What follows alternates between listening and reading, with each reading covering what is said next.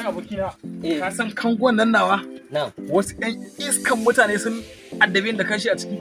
Kai haba. Na rantse da Allah. Ai ka kyale su kawai. Duk wanda na kama a ciki, billahi sai na ci uban shi. La'ada waje.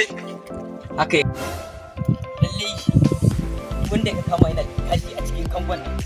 Wallahi kar ka riga mai. Ai ka bari kawai abokina. Kowai. Wallahi sai na ci uban kowai na kama.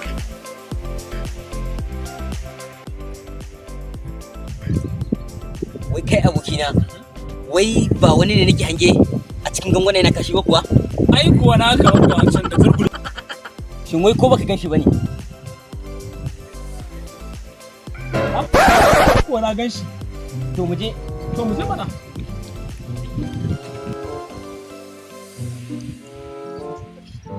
Wani ma iri? Ai ko a yau sai jikin shi ya ga.